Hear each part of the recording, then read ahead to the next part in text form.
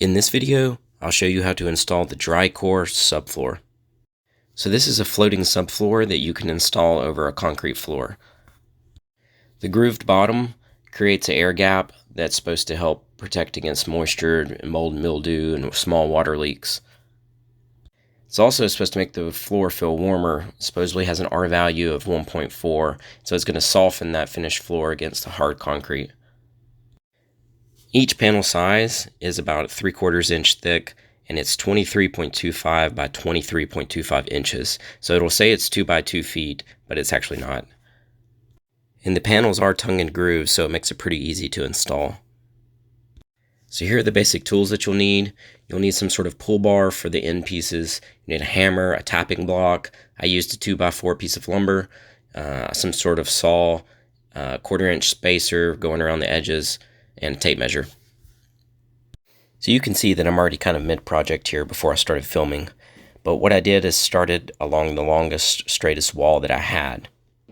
You'll also want to make sure that you're leaving a 1/4 inch gap for expansion and contraction along the edges. You also need to make sure to stagger each row so that the seams are not lined up. So here I am installing one of the panels. I'm sliding the panel into place by connecting the tongue side into the groove side of that panel next to it. I'm using a tapping block to make sure that it seats correctly. Now repeat the same process the whole length of this row.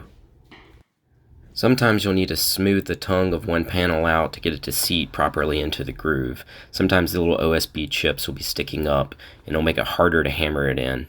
And I'm just smoothing these out with just a normal flathead screwdriver. I'm pretty close to the wall here, so I'm using my small sledgehammer because I really don't have enough room to swing my normal hammer.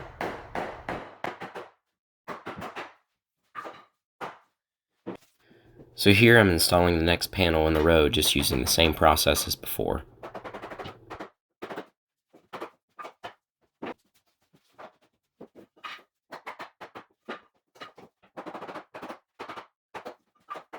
At this point, I'm installing the final row of the room. So you can see that I have an angled wall there, and I'm lucky that it's a 45-degree angle because that makes cutting the panels a lot easier. And so here I'm going to measure the width that I need for the panel. So here I am marking the cuts for this panel. I'm going to start at the corner because I know it's going to have a 45-degree angle. I'm going to use my speed square so that I can trace a 45-degree line. Once I have the 45-degree angle marked, then I'll mark the width of the panel that I need. Next, I use my jigsaw to cut the panel. For panels that just needed a straight cut, I ended up using my circular saw. That made it much easier and more efficient.